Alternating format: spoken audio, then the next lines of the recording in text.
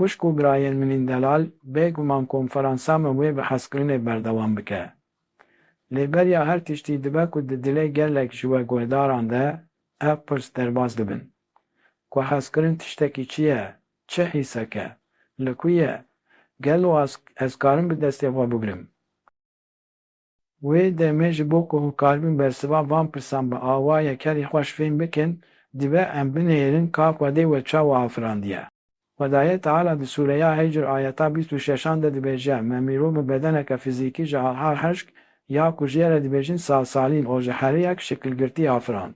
Ji bo ku em karibin pêş jiyana dinyayê bijîn ev bedena fîzîkî ew qalibek û Xwedê daye me.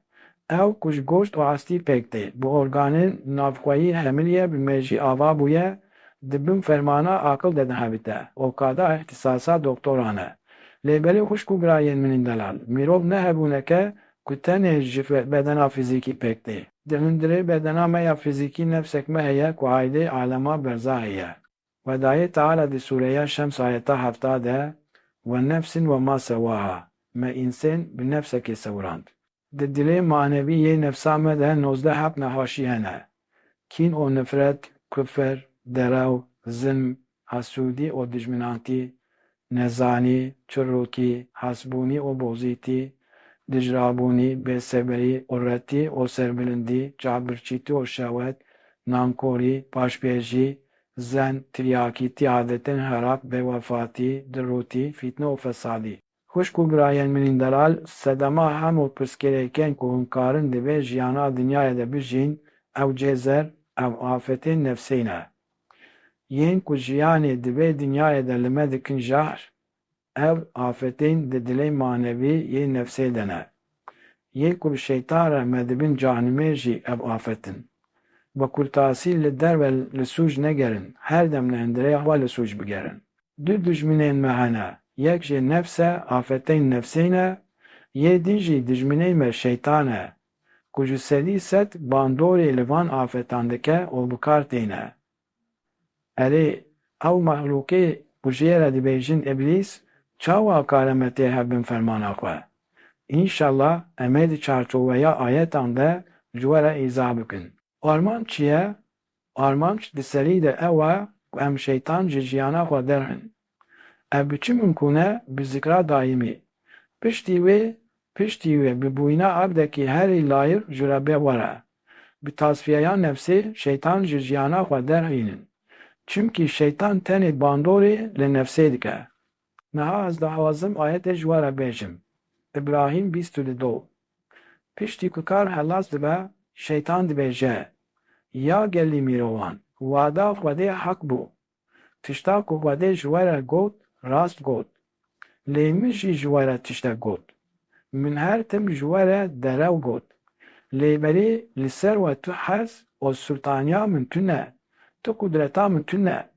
Tenê min we dawet kir, min ji afetên nefsê dawetname derhist, we jî daweta min qebûl kir. Wê demê min sûcdar nekin, nefsa xwe sûcdar bikin. Îşal xwişk û birayên min ên delal, wekî ku hûn dibênin, şeytan jî, erê şeytanê dijmin jî li ser me tu hêzek me eyîdê tu ne. Wê demê sedema hemû tengasiyên dinyayê yên ku hûn dijîn, cahnima piştî mirinê û her wekî din, yanî bêhuzûrî û bêbextiya li dinyayê û çûna azab û canimê li afetê, tenê em mirovin. Ew ji ber ku emelmê Xwedê naelemin û piştî elemandinê jî em wê najîn, em di jiyana xwe tetbîq nakin çêdibe. Wê demê hûn mêvanên hêja xwişk û birayên min ên delal kurmak wedarî dikin. Îroz bo we ew roj e. Roja çi ye? Roja bi Xwedê rebûn e. Roja çi ye? Ji dostekî Xwedê pirsîn e. Tu bi çi re mîjûlî, wî gotiye em vedkin û em girê didin. Îroz jî ji bo we ew roja vebûn, vebûyîn û girêdanê ye. Ew ê bi çi çêbe? Derhal ez miftehê didim we. Ji dil bixwazin bikêjin Xwedê. Aniha çend xwişk û birayên me yên cîn û mêr hebin ku me guhdarî dikin, dema ku hûn ji dil bixwazin bikêjin Xwedê, girêdana we ya bi şeytan re vedibe, dema ku hûn ji dil bixwazin bikêjin Xwedê, hûn rastê rast bi Xwedê tên girêdan. Hûn dikevin înterneta Xwedê. Wê demê hûn ê çi wenda bikin xwişk û birayên min ên delal? Xwedê dostê we ye. Şeytan dijminê we ye.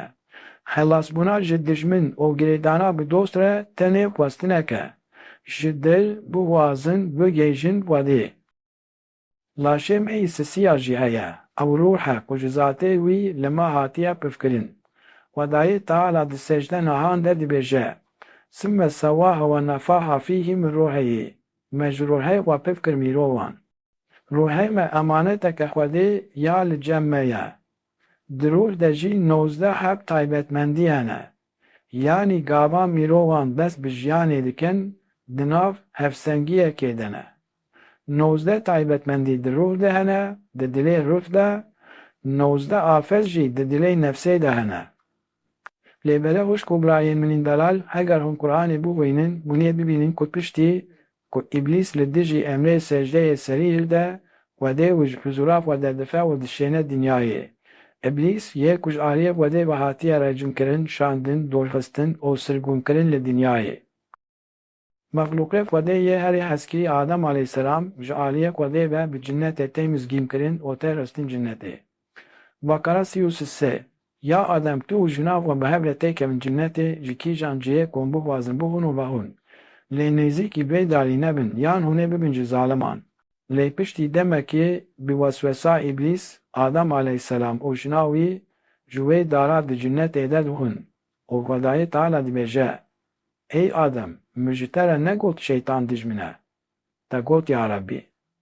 Min ji te re negot ji bêdarîna xwe. Te got ya Rebbî. Wê demê te çima kir? Em hemd û şikir dikin bersiva ku bavê me Adem da ev e. Min li nefsa xwe zulm kir. Eger tu min efû nekî, rehmetê li min nekî û min mexfiret nekî, ez ê bibim ji wanên ku dikevin husranê. Îja kuşk û birayên min ên delal, yan dibe jiyana dinyayê de, di her bûyerê de helwesta Adem nîşandayîn heye, her dem sûcê di we de gerîn û xwe sipartira Rebbê we heye û bi vî awayî bextewariya vê dinyayê bijîn heye, yan jî bi rafterên îblîsane mirovên li derveyê xwe sûcdarkirin, sûcê li ser wan barkirin, fatûreyê ji wan re derxistin û bi helwesta şeytanî bi wî re çûyîna canimê heye. Ez bawer dikim îro ji bo we noqteyek veguherînê ye. Hûnê hemû bibêjin, ez ê çi winda bikim ya û heger ez ji dil bixwazim bigêjim Xwedê. Madem ku ji dil daxwaza gihîştînê sira Qur'ana Kerîm e, sira kainatê ye, em min bi Xwedê vegerê dide, ez jî ji xwe dixwazim bi Rebbê xwe re bin. Wê demê Xwedayê Teala wê hemû deryan yek bi yek ji we re veke. Ew wê bi çi veke? Bi navê Rehîm. Ew wê hemû deryên zahîrî ji we re veke. Ew wê bi çi veke? Bi navê Rehman. Wê demê Rebbê me ku bi navê Rehîm û bi navê Rehman deryên kainatê ji we re vedike, rojekê piştî teslîmkirina îradeyê wê zatê xwe jî nîşanî we bide û wê we bike Xwediyê sira dawîn.